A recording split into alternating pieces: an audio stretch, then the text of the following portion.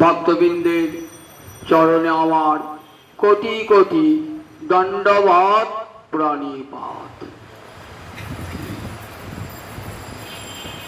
শ্রীমদ্ ভাগবতীর মহিমা আগের দিন তো সম্পূর্ণ করতে পারি নাই, সেই ভাগবতীর মহিমায় আজ আপনাদের শোনাব। মহাপ্রভু দক্ষিণ ভারত ভ্রমণ, সেটি পরে শোনাব। শ্রীমদ্ ভাগবতের মঙ্গলাচরণে তিনটি শ্লোক আছে। একটিতে ইষ্ট দেবতার বন্দনা,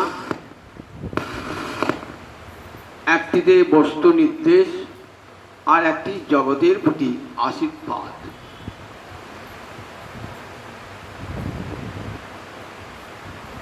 মঙ্গলাচরণে তিন জিনিস থাকে: ইষ্ট দেবতার বন্দনা, জগতের প্রতি আশীর্বাদ, আর বস্তু নির্দেশ। কোন বিষয়ে শাস্ত্র বলতে শুরু করেছেন সেটার নাম হচ্ছে বস্তু নির্দেশ।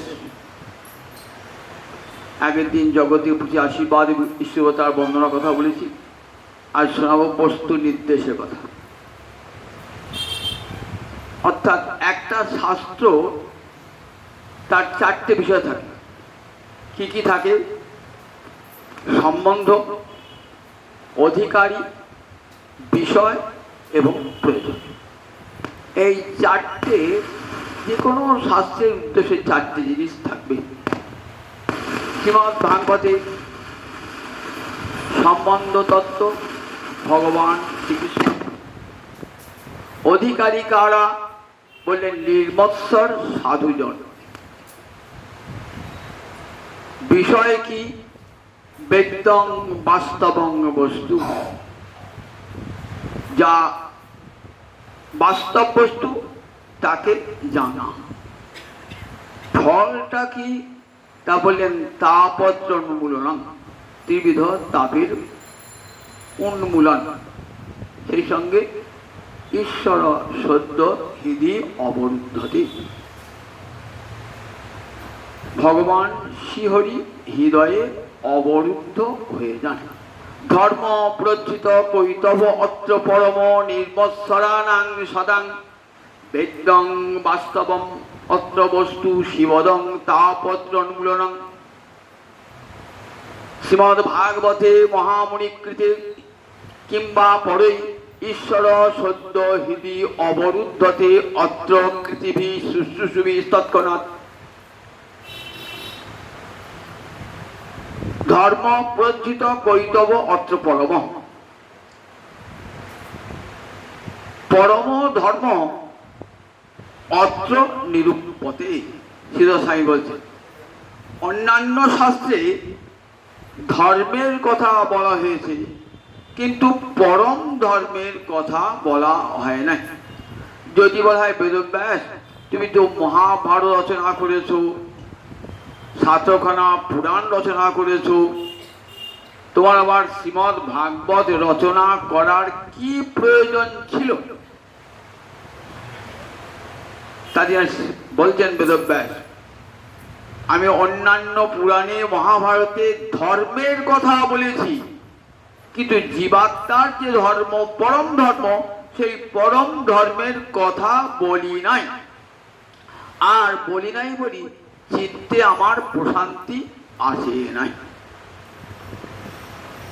7খানা পুরাণ রচনা করেছি, ব্রহ্মসূত্র রচনা করেছি, মহাভারত রচনা করেছি, সমস্ত ধর্মকার্য সুসম্পন্ন করেছি, তথাপি নাকমা পরিতুষ্যতি মে, তথাপি আমার মন, আমার আত্মা শান্তি পাচ্ছে না। এর যে কি কারণ তাও তো আমি বুঝতে পারছি না। বেদব্যাসকে বলা হয় ভগবান শ্রীহরির জ্ঞান শক্তির আবেশ অবতার। নারদ যেমন ভক্তি শক্তির আবেশ অবতার, ব্যাসদেব তিনি ভগবানের অবতার। তারপর স্বয়ং ভগবান ব্যাস ও নারায়ণ সাক্ষাৎ। ব্যাসদেব সাক্ষাৎ নারায়ণ, তিনি এসেছেন ভগবান শ্রীহরি ব্যাস রূপ ধারণ করে যুগে যুগে আসেন। গীতা ভাগবত আদি শাস্ত্রের বেদ বিভাগ করবার জন্য যুগে যুগে আসেন তিনি। প্রলয়ের পর যখন নূতন সৃষ্টি হয় তখন আবারই ভগবানই আসেন ব্যাস রূপে যুগে যুগে। সেই ভগবান বুঝতে পারছেন না কেন তার অন্তরের অপ্রসন্নতা, কেন অন্তরটা আমার শান্তি পাচ্ছে না। আমি জগতের হিতের জন্য এত কাজ করলাম, তা তোমার শান্তি পাওয়া উচিত ছিল? আমি যদি খারাপ কাজ করেছি মনটা বড় সঙ্গে থাকবে, আমি পরে অপকার করেছি, পরে ক্ষতি করেছি, যদি পরে মঙ্গল করে থাকি, পরে কল্যাণ করে থাকি, তাহলে তো মনটা আমার সামনে থাকবে কোথায়? তা ব্যাসদেব ভাবছি আমি তো সবার মঙ্গল সাধন করেছি, ব্রাহ্মণ ক্ষত্র বৈশ্য শূদ্র নর নারী কেউ বাদ যায় না, সবার। তথাপি নাত্মা পরিতুষ্যতি, তবুও আমি মনে কিন্তু আনন্দ পাচ্ছি না। কারণ মূলম অব্যক্তম, আবার তার যে মূল কারণ সেটা আমার কাছে অব্যক্ত। এমন সময় এলেন দেবর্ষি নারদ। নারদ একটি অবতার, ভক্তি শক্তির অবতার নারদ। জগতে যত ভক্ত আছে সমস্ত ভক্তের প্রতিনিধি হলেন নারদ। ভগবান তার চিত্তের অপ্রসন্নতার কারণ বুঝতে পারছেন না। ভক্ত এসে তার হৃদয়ের কারণটি, অপ্রসন্নতার কারণটি ভরে দিচ্ছে। দেখুন একবার শ্রীমদ্ ভাগবতের প্রথম হতেই কেমন ভক্তির জয়যাত্রা, ভক্তির জয়যাত্রা। গীতাতেও যেমন দেখি প্রথমেই ভক্তির জয়যাত্রা, ভাগবতেও দেখি ভক্তির জয়যাত্রা, ভক্তি জয়যাত্রা। বললেন বুঝতে পারছো না তুমি? তা বলে না দেবর্ষিপাদ, আমি এত মঙ্গলজনক কর্ম করো অন্তরে আমি শান্তি পাচ্ছি না, তার কারণটাও আমি জানি না। গোবিন্দ যেমন অন্তর্যামী রূপে সর্বভূতের হৃদয়ে থাকেন, ভক্ত তেমনি জীবের অন্তরচারী, অর্থাৎ জীবের অন্তরে প্রবেশ করে বলতে পারেন জীব কি ভাবনা চিন্তা করছে, কি করেছেন কি করে নাই। তুমি আমার অন্তরে প্রবেশ করে বলো কেন আমার এই অপ্রসন্নতা। বলছেন দেখো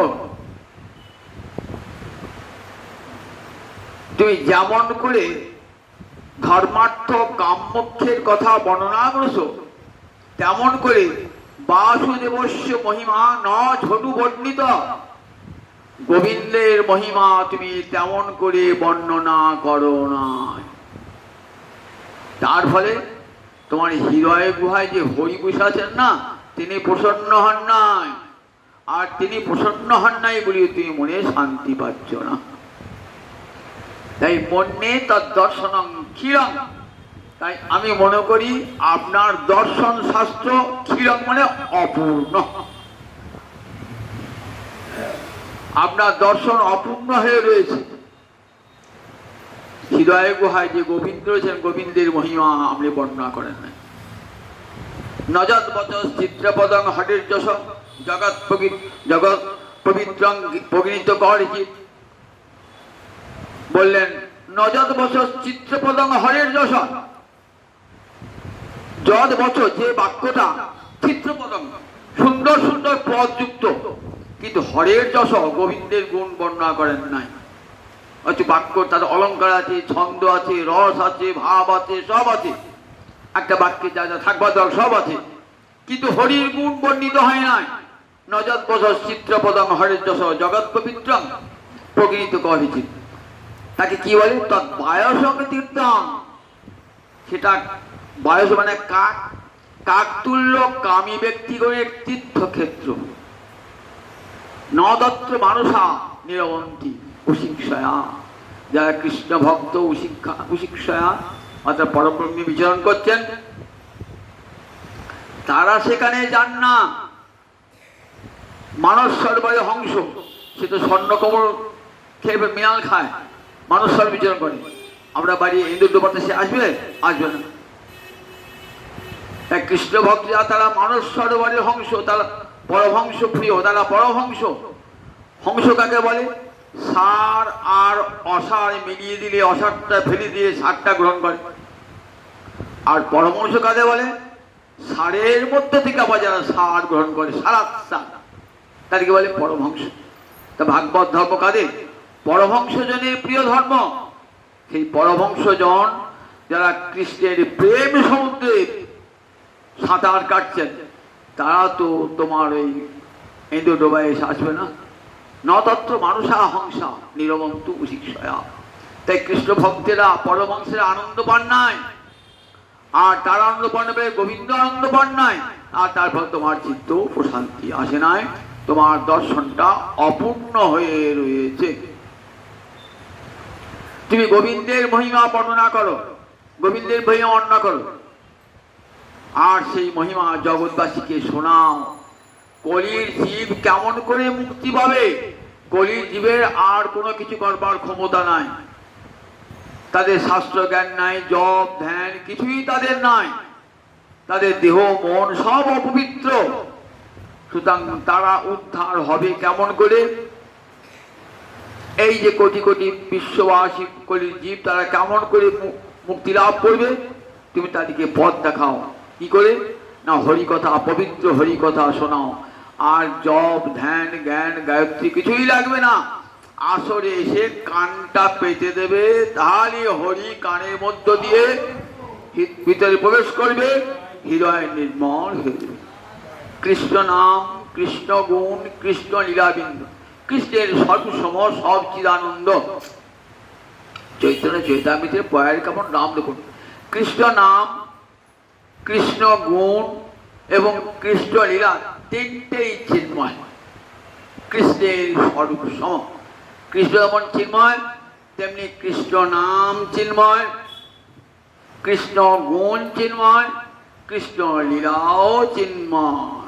তা যে কৃষ্ণ কথা শুনছেন সেটি কানে যাচ্ছে, সেটি ব্যর্থ কথার মতো, জগতের কথার মতো নয়, সেটা কানে যাচ্ছে, কানের মধ্য দিয়ে হৃদয়ে প্রবেশ করে মর্মমূলে প্রবেশ করছে।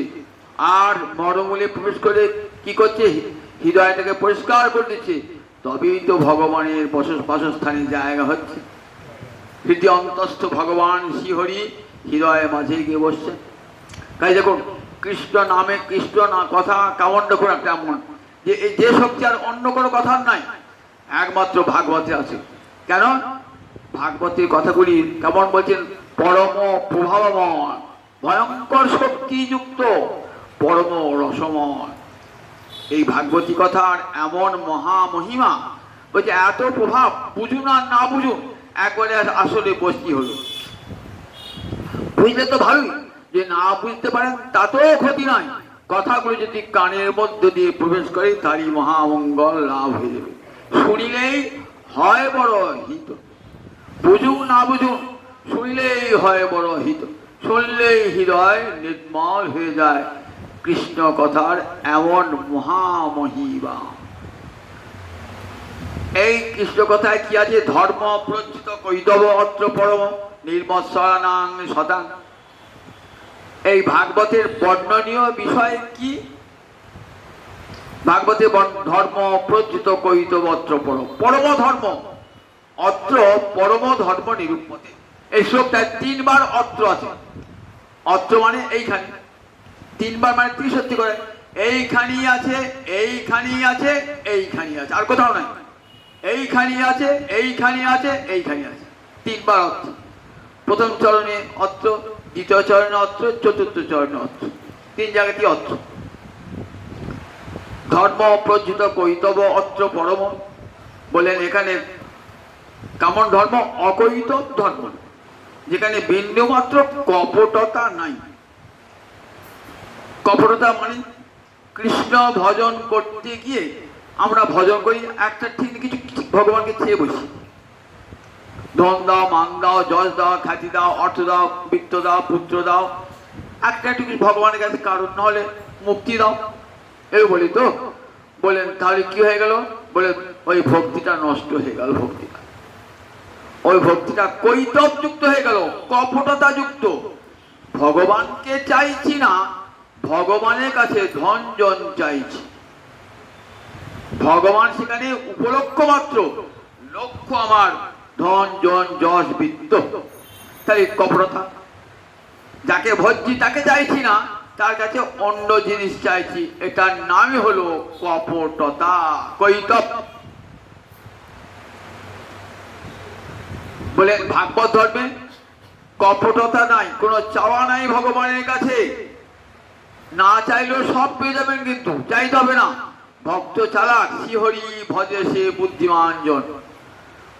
চাইলে কি পাবো, না চাইলে অনেক পাবো। আপনি যদি একটা বড় লোক কাছে বলে আমাকে 10,000 5,000 20,000 দেন, দিয়ে দেবেন। চালালো কি বলবে, আমি আপনার কাছে টাকা নেবো না, টাকা নিতে আসি না। তাহলে কি নিতে এসছো, আমি আপনাকে নিতে এসেছি, আপনাকে নিতে এসেছি। তাহলে কোন লোকটা চালাক বলুন দেখি, যে টাকার মালিক তাকে আমি নিয়ে গেলাম। ভগবানকে, তাই ভগবানের কাছে ধন জন বললেন না, ধর্ম অর্থ কাম মোক্ষ কিছুই চেয়েও না ভগবানের কাছে। বলো গোবিন্দ আমি তোমাকেই চাই, তোমাকেই চাই। গোবিন্দকে পেলে আবার অভাব কিসে, গোবিন্দকে পেলে আর অভাব থাকে নাকি, সব অভাব দূরে চলে যায়। এই ভাগবত ধর্মটা কেমন, গোবিন্দকে চাওয়া। ভাগবত ধর্মে কোনো কিছু চাওয়া নাই, ধর্ম অর্থ কাম মোক্ষ, এই চারটিকে আমরা কি বলি, পুরুষার্থ। পুরুষার্থ মানে পুরুষের প্রয়োজন, পুরুষ মানে জীব, অর্থ মানে প্রয়োজন, জীবের প্রয়োজন মিটে যায়। কি কি, প্রথমে যখন কামনা আসে অন্তরে, কামনা বাড়ি হোক, ঘর হোক, টাকা হোক, পুত্র হোক ইত্যাদি কামনা অন্তরে জন্মায়। এবং সেই কামনাটা পূরণ করবার জন্য আমরা কি করি না, পাপ পুণ্যের বিষয়ে ভোগ করি।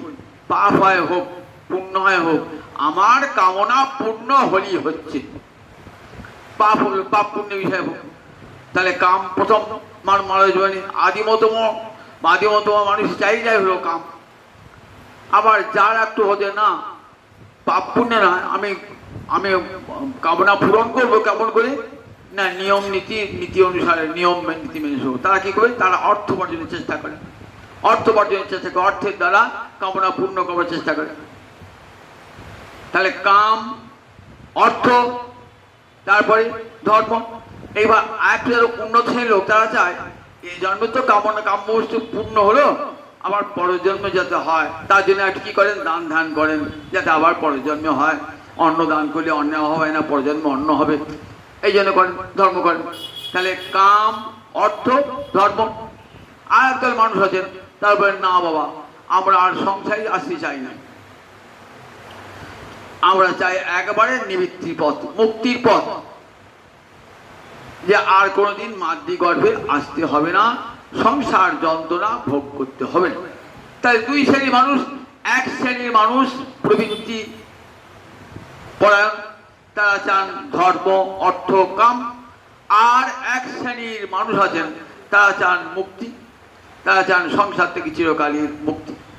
তা বলেন দেখো, কবিরাজ গোস্বামী বলছেন, অজ্ঞান তমের নামে কহিয়ে কৈতব, ধর্ম অর্থ কাম বাঞ্ছা আদি এই সব, তার মধ্যে মোক্ষ বাঞ্ছা কৈতব প্রধান, যাহা হইতে কৃষ্ণ ভক্তি হয় অন্তর্ধান। ধর্ম অর্থ কাম এগুলা তো কৈতব বটেই, মুক্তি বাঞ্ছা সেটাও কৈতব প্রধান। শুধু কৈতব নয়, কৈতব প্রধান। জগতে যত কপটতা আছে, সমস্ত কপটতার মধ্যে শ্রেষ্ঠ কপটতা হলো মুক্তি চাওয়া। কেন বলেন, ধর্মার্থ কাম যারা চায় তারা ঠিক আবার কোনোদিন না কোনোদিন মহতের কৃপা লাভ করলে আবার গোবিন্দ সেবা পাবে। যারা মুক্তি চায় তারা কোনোদিনই আর গোবিন্দ সেবা পাবেন না, মুক্ত গোবিন্দ পান না। তাই দেখুন প্রহ্লাদ মুক্তি চাইছেন, প্রহ্লাদ মুক্তি চান নাই, ধ্রুব মুক্তি চান নাই, হনুমান মুক্তি চান নাই, আমরা শাস্ত্র বই দেখতে পাই মুক্তি চান নাই। ভগবানের প্রেম ভক্তি তারা কামনা করেছে, কিন্তু ভগবানের কাছে তারা মুক্তি চান নাই। তাহলে ধর্ম অর্থ কাম এটার দ্বারা আবার কোনোদিন যদি মানব জন্ম লাভ হয়, মহতের কৃপা লাভ হয়, গুরু কৃপা লাভ হয়, তাহলে আবার একদিন না একদিন গোবিন্দ সেবা পাবো। কিন্তু আমি যদি মুক্ত হয়ে গেলাম, আমার তার চিহ্নই রইল না, আমি তার গোবিন্দে লীন হয়ে গেলাম, সুতরাং আমার আর কোনোদিন গোবিন্দ সেবা প্রাপ্তির আশা রইল না। সেটা বলছেন কৈতব প্রধান, ধর্ম অর্থ কাম বাঞ্ছা আদি এই সব, এগুলো সব তো কৈতব। আর তার মধ্যে মুখ্য বাঞ্ছা কৈতব প্রধান, যাহা হইতে কৃষ্ণ ভক্তি হয় অন্তর্ধান। এই মুখ্য বাঞ্ছা যদি হৃদয়ে থাকে তাহলে কোনোদিনই কৃষ্ণ ভক্তি হৃদয়ে আসবে না। সে হৃদয়ে যায় না যে হৃদয়ে ভক্তি মুক্তি পিশাচিনী থাকে, সে হৃদয়ে যায় না যেখানে ভক্তি মুক্তি চণ্ডালিনী থাকে, সে হৃদয়ে যায় না। শুদ্ধা সাধ্বী পতিব্রতা ভক্তি মহারানী, সে হৃদয়ে যায় না। শুদ্ধা সাধ্বী পতিব্রতা, যা একটাই জীবনের লক্ষ্য গোবিন্দ সেবা, সেই শুদ্ধা সাধ্বী ভক্তি মহারানী বলেন যতক্ষণ তোমার হৃদয়ে মাঝে ভোগের বাঞ্ছা মুক্তির বাঞ্ছা আছে ততক্ষণ তোমার হৃদয়ে ঢুকবই না। আপনার বাড়ির উঠানে একটা চণ্ডালিনী নৃত্য করছি, শুদ্ধা সাধ্বী পতিব্রত বলে ওখানে যাওয়ার বাবা, ওর স্পর্শটাও দর্শনটাও খারাপ, ওর অঙ্গের হাওয়াটাও খারাপ, যাবে যাবে না। তেমনি যেখানে ভক্তি মুক্তি বাঞ্ছা যে হৃদয়ে থাকে বলেন সেই হৃদয়ে ভক্তি মহারানী প্রবেশ করেন না। তাহলে দেখুন ভাগবতী ভক্তিটা কেমন কত উঁচু দরে, যার সঙ্গে আর জগতের অন্য কোনো শাস্ত্রের তুলনা হয় না। দেখুন ধর্ম অর্থ কাম বাঞ্ছা আদি এইসব, তার মধ্যে মুখ্য বাঞ্ছা কৈতব প্রধান, যা হইতে কৃষ্ণ ভক্তি হয় অন্তর্ধান। ধর্ম প্রজ্জিত কৈতব অত্র পরম। প্রজ্জিত মানে উপসর্গ আছে, উজ্জিত মানে পরিত্যক্ত, অর্থাৎ ধর্ম অর্থ কাম এগুলো পরিত্যাগ করা হয়েছে। আর সিদ্ধ সাংখ্যিক বলছেন প্রশব্দেন মোক্ষাভি সন্ধিরপি নিরস্ত, সিদ্ধ স্বামী টিকায় বলছেন। আর ওই প্রপসর্গের দ্বারা মোক্ষ বাঞ্ছা পর্যন্ত পরিত্যক্ত হল। তাহলে ভাগবত ধর্ম যে সকলের শীর্ষে এবং শ্রীমৎ ভাগবত যে সকলের উপরে, শাস্ত্র চক্রবর্তী এখান থেকে পণ হয়ে যায়। এবং পরম ধর্মের ধর্ম প্রচিত কৈতবত্র পরম বলেন কারা এই ধর্মের অধিকারী, নির্মৎসরানাং সদা, মাৎসর্য যাদের মধ্যে নাই তারাই এই ধর্মের অধিকারী। ছটা রিপু আছে আমাদের, কাম ক্রোধ লোভ মোহ মদ মাৎসর্য, ছটা রিপু আছে। তো এই কাম ক্রোধ লোভ মোহ অনেকেই ত্যাগ করতে পারেন চেষ্টা করে, কিন্তু মাৎসর্য এমন তিনি না, ও ভক্তির ছদ্মবেশে ঢুকে পড়ে, ভক্তির ছদ্মবেশে ঢুকে পড়ে। একজন ভজন করতে গেছো, এবার আমার মতো ভজনশীল জগৎ আর কেউ না, আমি যে ভজন করি, আমি 1 লাখ 2 লাখ নাম করি, আমার মতো ভজনশীল কেউ না। দেখুন কেমন অন্তরে কেমন অহংকারে শিখে, দেখুন কেমন মাৎসর্য শিখেছে।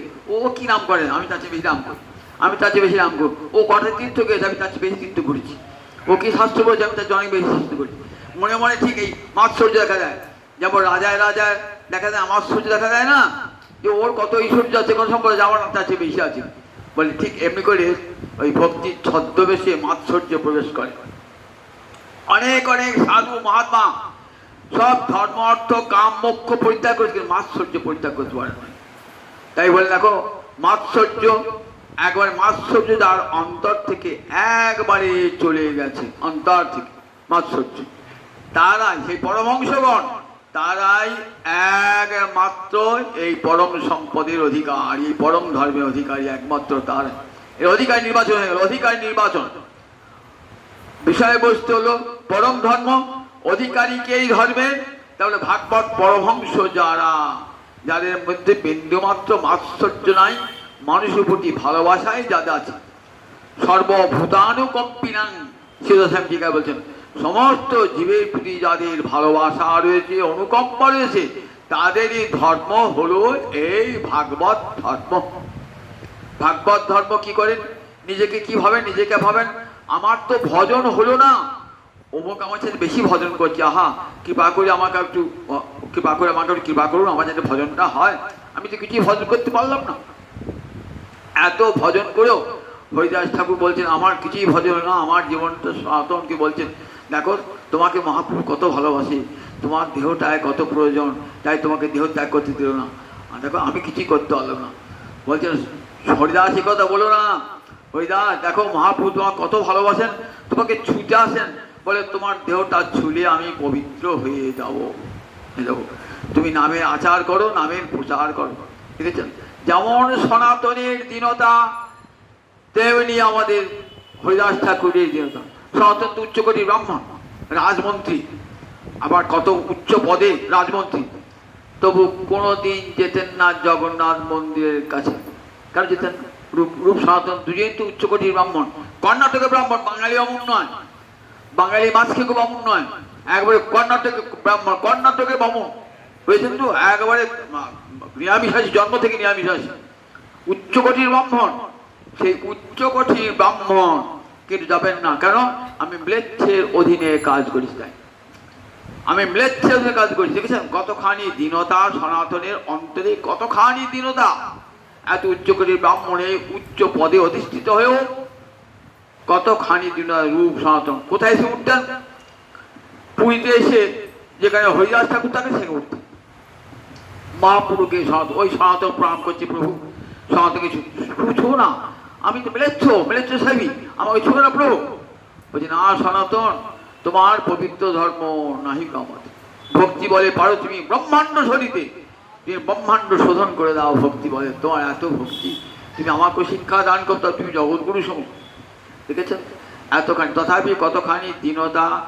রূপ সনাতন, রঘুনাথ দাস গোস্বামী বা দীনতা একবার ছয় বসে বৃন্দাবনে কাঙাল বেশে কেমন ভজন করছে দেখুন, দেখে একবার এইরকম জগতে আর ভজন দেখান, অন্য কোনো ধর্মে দেখান।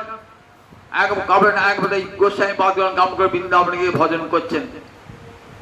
ছেঁড়া কাঁথা ন্যাড়া মাথা কাঁধে বহির্বাস, লোকে সুজাইলে বলে মুই চৈতন্যের দাস। একটা ভিক্ষার ঝুলিও তোকে থাকে, ভিক্ষার ঝুলিও নয়।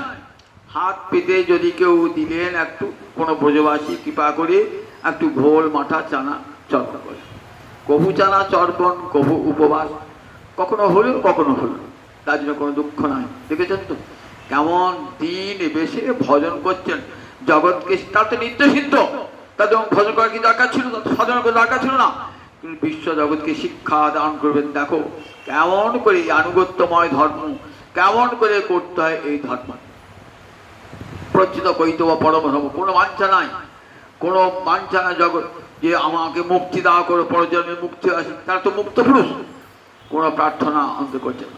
তাহলে কাম ক্রোধ লোভ মোহ মদ মাৎসর্য, এই মাৎসর্য যাদের চলে গিয়েছে, কামনা কাম ক্রোধ লোভ মোহ মদ মাৎসর্য, তো এই ছটাকে আমরা রিপু বলি কেন? এরা মানব জীবনে পতন ঘটিয়ে দেয়। কাম এমন ভয়ঙ্কর শক্তিশালী, মানুষকে কত পথে যে নিয়ে যায় না, এ এত শক্তি, প্রবল শক্তি। তাহলে কামনাকে দমন করবার জন্যে কত জ্ঞানী কত যোগী যাচ্ছে নির্জন বনে, কোটি কোটি বৎসর ধরে ইন্দ্রিয়াদি সংযম করছেন, তাও তারা ব্যর্থ হয়ে যান। বসে বলে রাখো গো, শোনো, কামনাকে দমন করবার চেষ্টা করো না, দমন করো না, তাকে কাজে লাগিয়ে দাও। কিরকম কাজে লাগিয়ে দাও? কাম কৃষ্ণ আরাধনে, ক্রোধে ভক্ত দেশি জনে, লোভে সাধু সঙ্গে হরি কথা, মোহ ইষ্ট লাভ বিনে, মদ কৃষ্ণ গুণগানে, নিযুক্ত করিব যথা তথা। প্রেম ভক্তি চন্দ্রিকায় নর্ত ঠাকুর বলছেন, দেখো কাম কৃষ্ণ আরাধনে বললেন, কামনা আছে, কামনা খারাপ নয়, কামনা নিন্দনীয় নয়, আমরা তাকে প্রয়োগটা নিন্দা করি বলি। কাম থেকে একদিন প্রেমের উৎপত্তি হয়।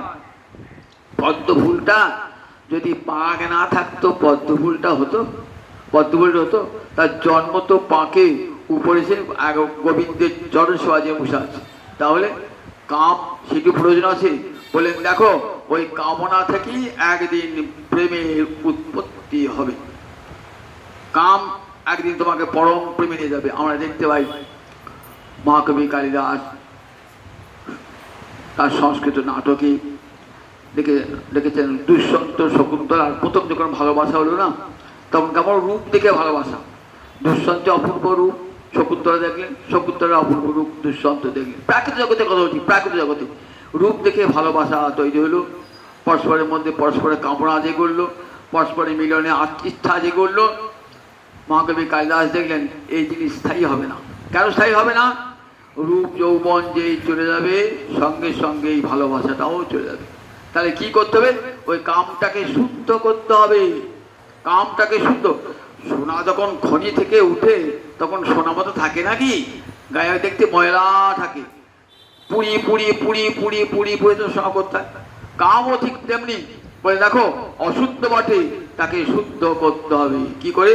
তাকে আগুনের তাপ দিতে হবে। সোনাকে যেমন আগুনের তাপ দিয়ে সোনার আসল রূপটা পাওয়া যায়, ঠিক তেমনি কি করলেন? মাঝখানে দুর্বাসার অভিশাপ দিয়ে দিলেন।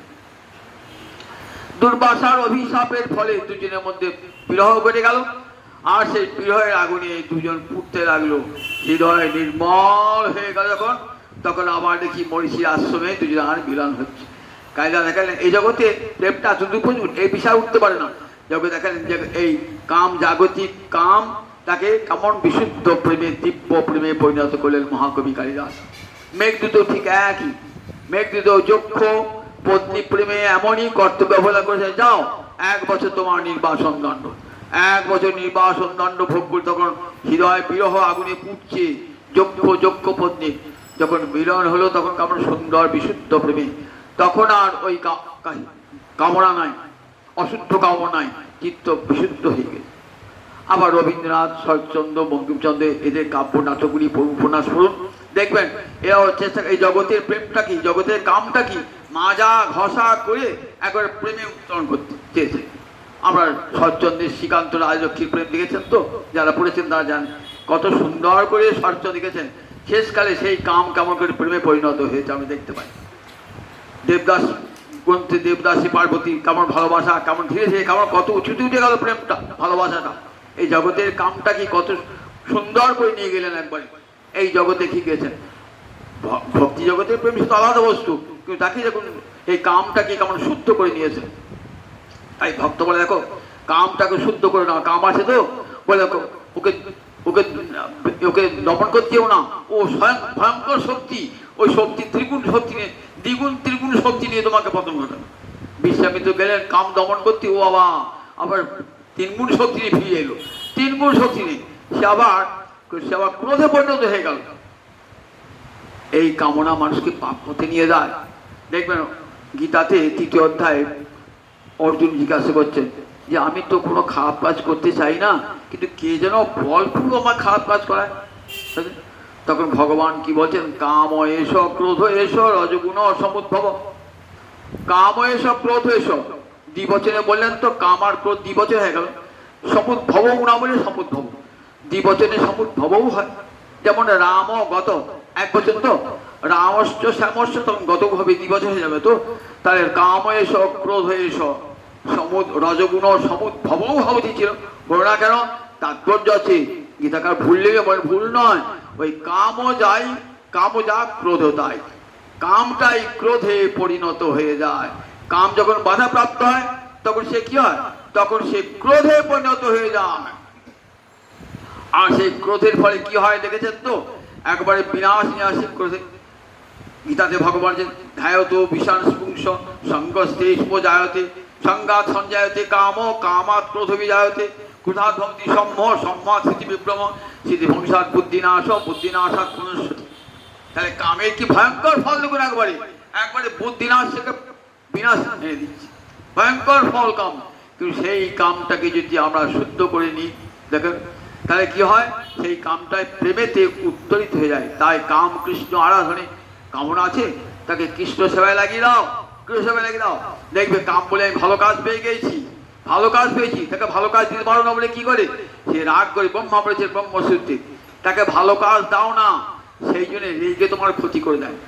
একটা গরিবের ছেলে লেখাপড়া জানেন, আপনি বড় ব্যবসায়ী, আপনার কাছে এলে আমার কাছে চাকরি দেবেন, আমরা অনেক লোক খাটছে, তা আপনি সুযোগ পেয়েছেন তো? বলে হ্যাঁ, আমার তো অনেক গোয়ালে গরু টরু আছে, আমার গরু তুই ছানি ফানি কাটতে পারবে?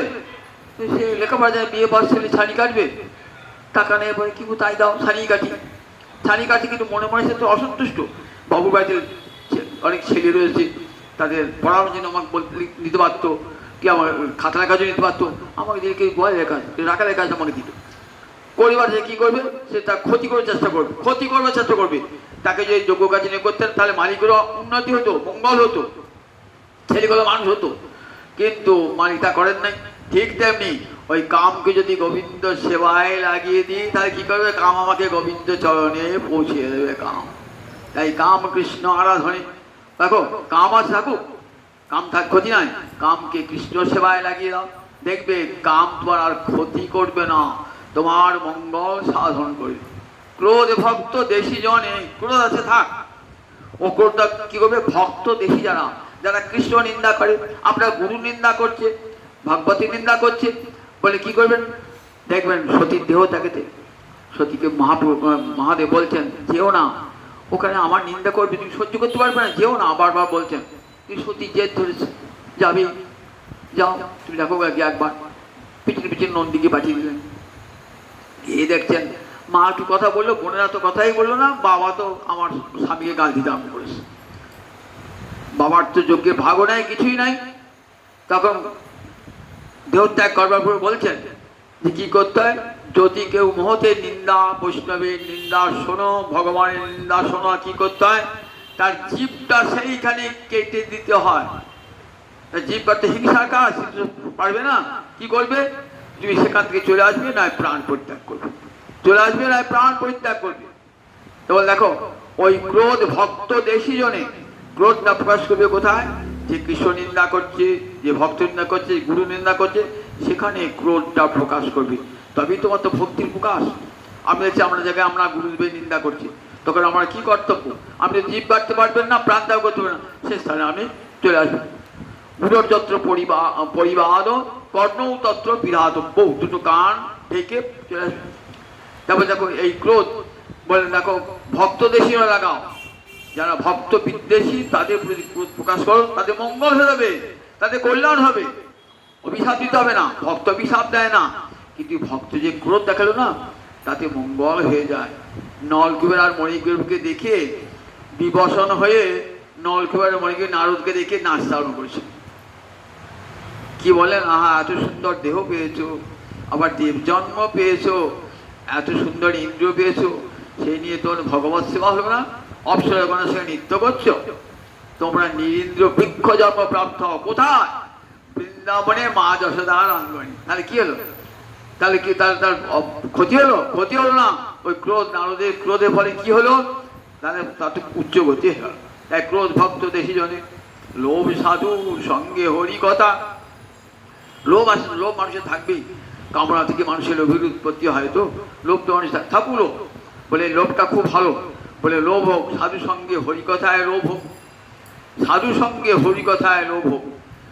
দেখুন মহারাজ অম্বরীশের এত ঐশ্বর্য, তো কিন্তু ভগবানের কাছে আর ঐশ্বর্য চাইতেন না, কামঞ্চ দাস্যে, হে গোবিন্দ আমি যেন পরজন্মে তোমার দাসে জন্মাতে পারি প্রভু, তোমার দাসে। প্রহ্লাদকে বলছে, প্রহ্লাদ দেখো তোমাকে আমি দেখো একটা রাজ্যের অধীশ্বর করে দেবো, হ্যাঁ, স্বর্গের অধিপতি করে দেবো। না না প্রভু, আমার পিতা তো অনেক বিষয় ছিল, আমি আর কিছুই চাই না, কোনো দ্বীপের অধিপতি হতে চাই না, কিছুই চাই না প্রভু, তাই না, অত লোভ আমাকে, দেখুন লোভ সব লোভ চলে গেছে, লোভ চলে গেছে। বলছেন বেশ প্রভু, বারবার বর দিতে বলছো, তো তা বর তুমি কিছু চাই না, একটা বর দাও প্রভু, এইটা আমার খুব লোভ। কি লোভ, যা প্রতি অবিবেকী নাং বিশেষ অনুপায় তা অনুসরত স্বামী হৃদয় না প্রসর্বতু। বিষয়ী ব্যক্তি যা টাকা পয়সা আছে, যেমন টাকা টাকা দিন রাত চিন্তা, শয়নে স্বপ্নে নিদ্রায় জাগরণে যেমন টাকা টাকা চিন্তা হয়, আমার যেন সেই রকম তোমার চরণ চিন্তা হয়, শয়নে স্বপ্নে নিদ্রায় জাগরণে। এই লোভটা যেন আমার থাকে, বিষয়ী ব্যক্তি যেমন টাকায় লোভ, তোমার চরণ সেবায় যেন আমার লোভ থাকে। তাই লোভ সাধু সঙ্গে। আবার ধ্রুব বলছেন, প্রভু কিছুই নেব না, চাইবো বলে এসেছিলাম, যে আমার আমাকে সিংহাসন বাবা কোলে নেয় নাই, সেই জন্য এসে রাগ করে এসেছিলাম প্রভু, তোমাকে দেখে আমার সব, আমার গুরু কৃপাতে আমার লোভ চলে গেছে, সব চলে গেছে, আবার তোমাকে তখন দেখলাম প্রভু, আর আমার কিছুই প্রার্থনা নাই, এইটুকু কাজ করে প্রভু, আমি যেন পরজন্মে আবার তোমার ভক্তের সঙ্গ লাভ করতে পারি, যাদের শ্রীমুখে হরিকথা শুনতে পাও। কেমন দেখো, লোভ সাধুর সঙ্গে হরিকথা, কাম কাম কৃষ্ণ আরাধনে, ক্রোধ ভক্ত দেশীয়নে, লোভ সাধু সঙ্গে হরি কথা, মোহ ইষ্ট লাভ বিনে, মদ কৃষ্ণ গুণগানে। মোহ আছে, বেশ মোহ থাক। মোহ মানে কাকে? মোহ মানে মানুষের আমার বাড়ি, আমার ঘর, এরকম মোহ আসে তো মানুষের। এই মোহটা থাকি কামনা। দেখবেন মোহগর্তে মহামায়া চণ্ডী পড়ে দেখবেন মোহগর্তে নিপাতন করে জীবকে। যে যারা কৃষ্ণ বিমুখ জন তারা মোহগর্তে পড়ে যায়, মোহগর্তে নিপাতিত। বেশ থাক, মোহ যাচ্ছে না, থাক। সুরত রাজার মোহ যাচ্ছে না। মা বললে তো এত ধন সম্পত্তি ভোগ করে হলো না, দেখলি কি কষ্ট পেলি, নে আবার নে, আবার নে, এবার রাজ্য ফিরে পাবি, আবার পরজন্মে তুই অষ্টম বর্ণান্তরে তুই মনে হবে। সমাধি বললেন, মা আমার লোভ খুঁজে গেছে, আমার আর লোভ, টাকা পয়সা লোভ নাই, আমাকে দাও যে জ্ঞান মুক্তির কারণ সেই জ্ঞান দাও। দেখেছেন তো সমাধি বৈশ্য, ওইখানে দুটো চরিত্র, সমাধি বৈশ্য এবং সুরত রাজা।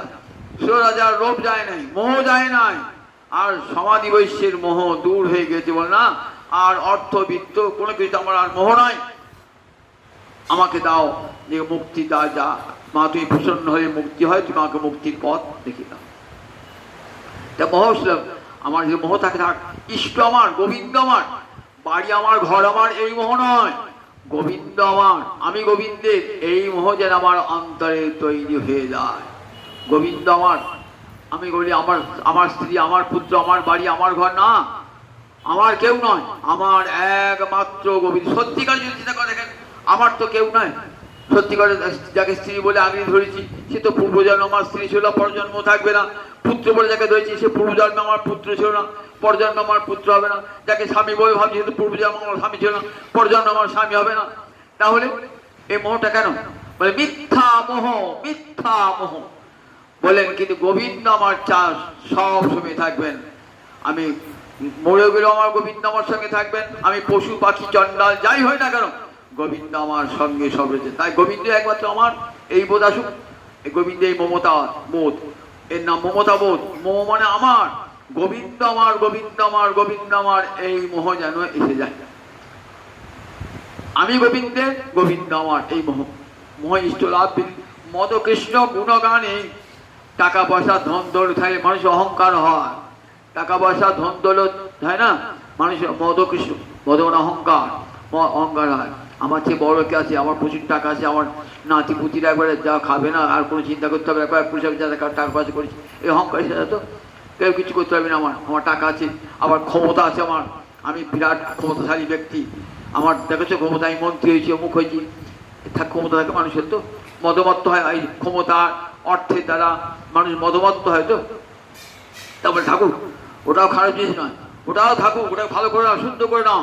মদ কৃষ্ণ গুণগানে, কৃষ্ণ প্রেমের তোমার অন্তরে মত্ততা জন্ম, কৃষ্ণ প্রেমে, কৃষ্ণ প্রেম তোমাকে নাচার, কৃষ্ণ প্রেম তোমাকে আনন্দান করুক। এই কৃষ্ণ প্রেমের মত্ত হও, এই মদ কৃষ্ণ গুণগানে। কৃষ্ণ গুণগানে তুমি মাতোয়ারা হও, পাগল হয়ে যাও কৃষ্ণ গুণগানে। এমনি করে এই পাঁচটা ইন্দ্রকে, পাঁচটা শত্রু কাজ দেখো। আর এক থেকে মাৎসর্য, ওটা কোনো মতেই কাজে লাগানো যায় না মাৎসর্যটাকে। তাই বলে মাৎসর্যটা, বলেন মাৎসর্যটা কেমন হয় না, ওই ভক্তের চরণ ধুলি গায়ে মাগলে মাৎসর্য যাবে, নাহলে যাবে না।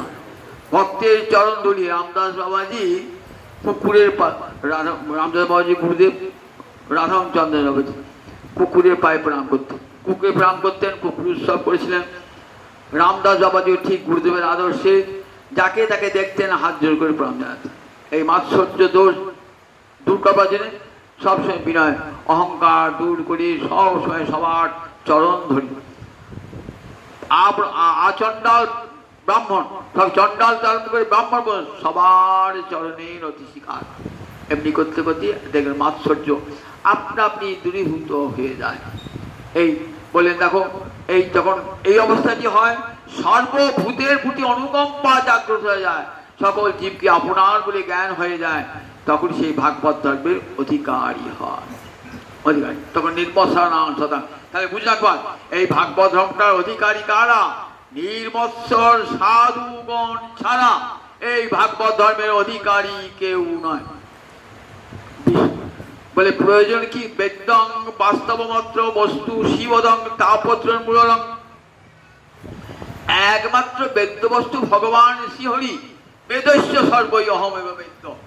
বলেন সব চারি বেদ আমাকেই খুঁজছে। মম বর্তানুবর্তন্তে মনুষ্য পার্থ সর্বস্ব। জ্ঞানী করো, যোগী করো, আর যাই করো না কেন, সবাই আমার পথ অনুসরণ করছে।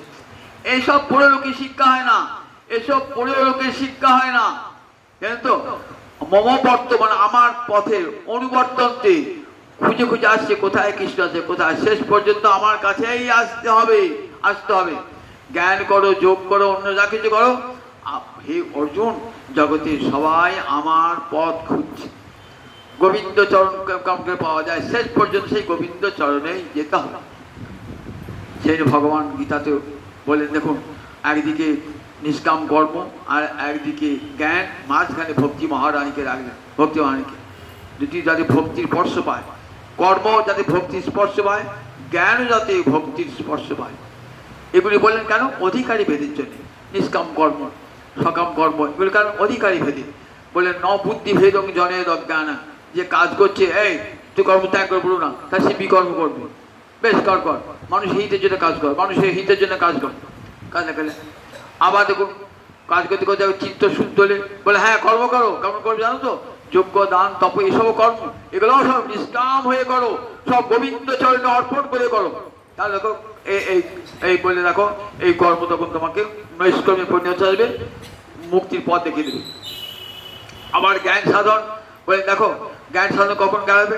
যে আমি কর্তা নই, আমি কর্তা নই, কর্ম করে প্রকৃতি, আমি কর্ম করি না। এই বোধ যখন আসবে, কখন কর্ম করে যখন চিত্ত শুদ্ধ হবে, তখন সে ভাববে আমি তো কর্মের মালিক নই, আমার দয়া হিসিকেশ হৃদিস্থিতে ন যথানিযুক্ত তথা করো। হিসিকেশ, তুমি আমার হৃদয় থেকে আমাকে যা করাচ্ছ আমি তাই করছি। এই কর্তৃত্বহীন তখন ত্যাগ হয়ে যাবে, তখনই অহংবোধ দূর হবে, তখনই জ্ঞানীর ভূমিকায় সেই। এরপরই তার শেষে ভগবান বলছেন, সব শেষে আসল কথাটি দেখো, মনমনা ভব ভক্ত মজ্জা জীবাঙ্গে নমস্কুর মামেব ঈশ্বসীন সত্যঙ্গেতে প্রতিজানে প্রিয়সীমে। দেখো শেষকালে 8 অধ্যায় ভগবান বলছেন, উপসংহার করছেন, বলছেন দেখো আমি তো অনেক জ্ঞান যোগ অনেক কথা বললাম, তপস্যা সব দান ব্রত অনেক বলেছি, কিন্তু শেষ কথাটি তুমি আমার খুব আপনজন তো, নিজের জন তো, কাছে দেখেছি। বলছি শোনো, কি করবে? মনমনা ভাব, মনটা আমাকে দিয়ে দাও। ও ঠাকুর, আমার মনের উপর হাত নাই, মন খেয়ালি মন, কোথায় কখন যে চলে যাবে ওকে আমি কোনো মতেই তোমার কাছে পারবো না, পারবে না। মন ভক্ত, তাহলে আমার ভক্ত শ্রবণ কীর্তন করো। কোথায় তোমার শ্রবণ কীর্তন করতে যাবো? আমি দিনরাত ধনু আর গুড়াকে হিসাবে রাজ্যগুলো কাউকে বান লিখে করতে শিখছি, পারবো না। তার পারবে না, তার এক কাজ করো, মদ জাগিয়ে আমাকে একটা 30 পাতা দিও, দিতে পারবে না? বলে ও তো আমার কাজ নয়, আমি তো ক্ষত্রিয় সন্তান, আমি পারবো না। বেশ, না পেলে একটা প্রণাম করতে পারবে না? মাঘ নমস্কুর আমাকে সকাল সন্ধ্যা একটাকে প্রণাম করবে। হে কৃষ্ণ করুণা সিন্ধু দীনবন্ধু জগৎপতে গোপেশ গোপীকান্ত রাধা কান্ত নমস্তুতি ওম নমো ব্রহ্মণ্য দেবায় গো ব্রাহ্মণ হৃদায় চ জগদ্ধিতায় শ্রীকৃষ্ণায় গোবিন্দায় নমো নমঃ। এইগুলো একটা প্রণাম করবে, একটা পারবে তো? এই প্রণাম করলে কি হবে? মাম এব এশ্বসী, আমাকেই পাবে। দেখেছেন প্রণামের কত শক্তি? বলছেন মাম এব এশ্বসী মানে কি? আমাকে পাবে। সত্যতে প্রতিজ্ঞা, আবার সত্য, আবার প্রতিজ্ঞা করে বলছি। অন্য কাউ তুমি তো প্রিয়জন, দেখো তোমাকে ফাঁকা কথা বলি না, প্রিয়সী মেয়ে, সত্য তুমি আমার একান্ত আপনজন, প্রিয়জন। সব শেষে চোখের জল অর্জুন মুছে দিচ্ছেন। সর্বধর্মান পরিত্যাজ্য মামেকং শরণং ব্রজ অহং তাং সর্বপাপেভ্য মোক্ষয়িষ্যামি মা শুচ। বন্যাসমানি ধর্ম ত্যাগ করে আমার চরণ ভুজে তার জন্য পাপ হবে না, পাপ হবে না, আমি সব পাপ থেকে উদ্ধার করে দেবো। যেমন চোখের জল, কোনো কেউ কাঁদছেন, বন্ধুকে তার চোখের জল মুছিয়ে দেয়, গোবিন্দ আমার নিজের চোখ, বন্ধু অর্জুনের চোখের জল মুছিয়ে মা শুচ। কেঁদো না অর্জুন, কেঁদো না, আমার চরণে যে আশ্রয় গ্রহণ করে তার আর কোনো অমঙ্গল হয় না আমার চরণে। সর্বধর্মান প্রত্যেক শেষ কথাটি ভক্তিতে উপসংহার করলেন।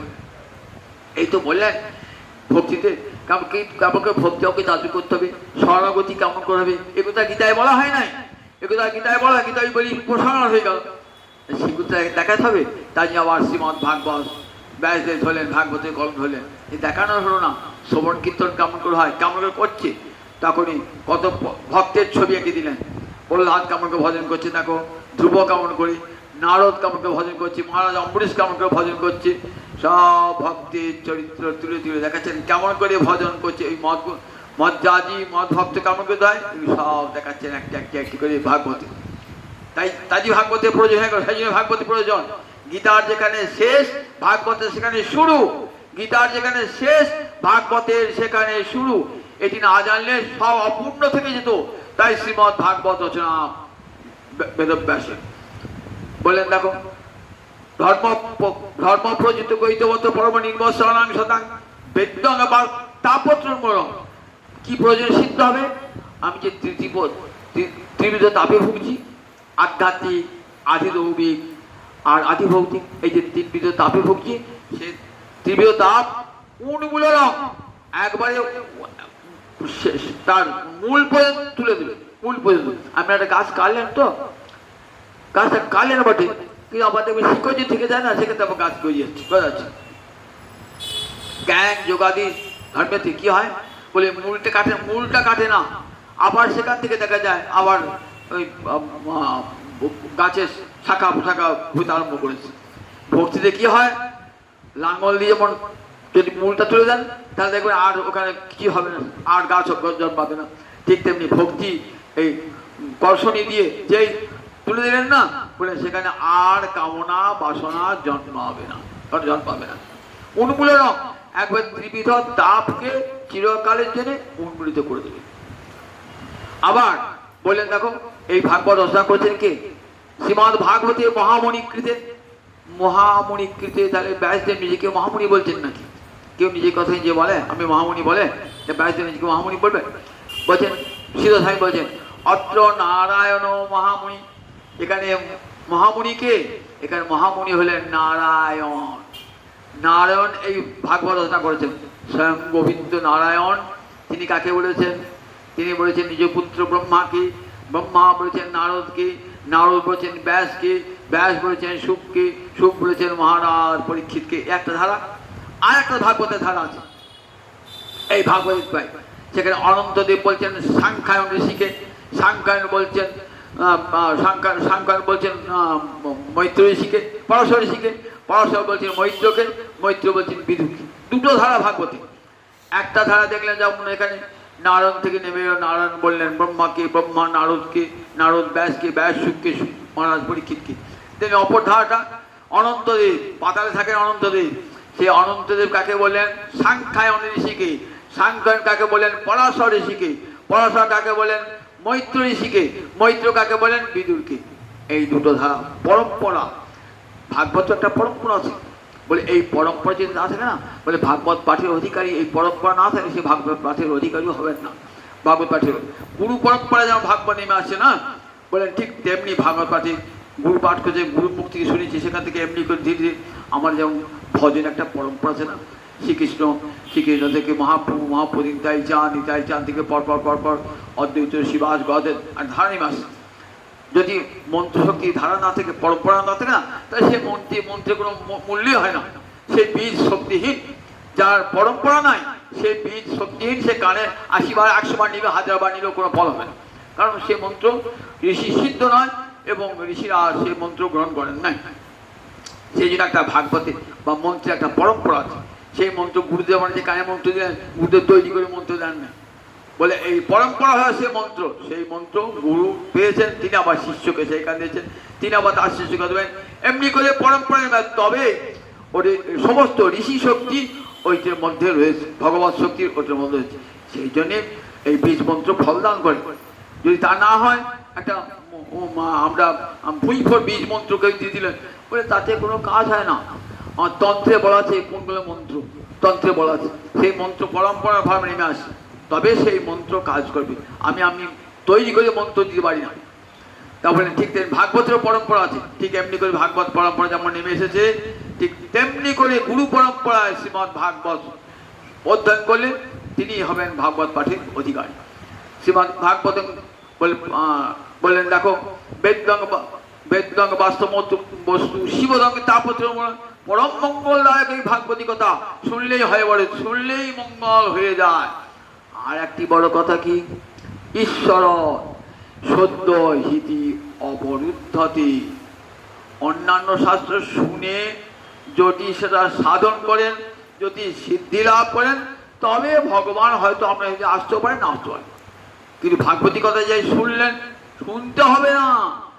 মনে করছে আজ গোবিন্দ মন্দিরে পাঠ শুনতে যাব, কিন্তু কোনো কারণে আসতে পারলেন না, বলে না ক্ষতি নাই, ভগবান তার আগে হৃদয় ঢুকে গিয়েছে। যার জন্য একটু পাঠ শুনতে যাবে, তো আমিও যাবো ওর সঙ্গে।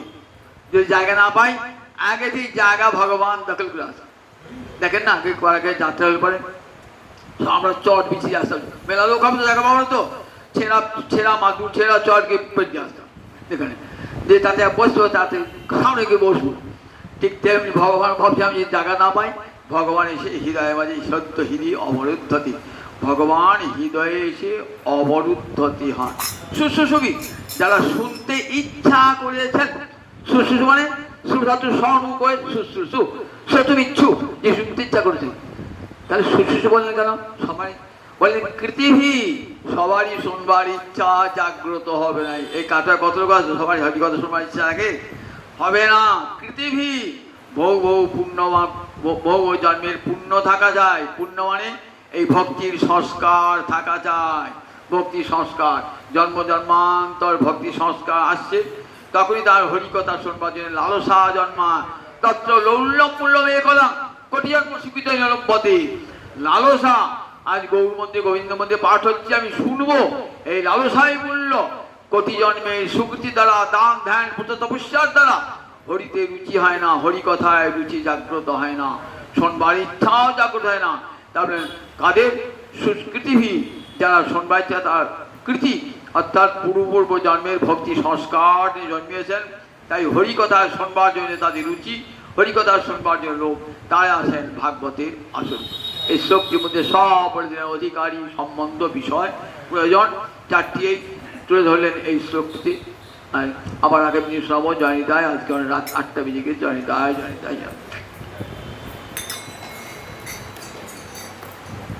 জয় জয়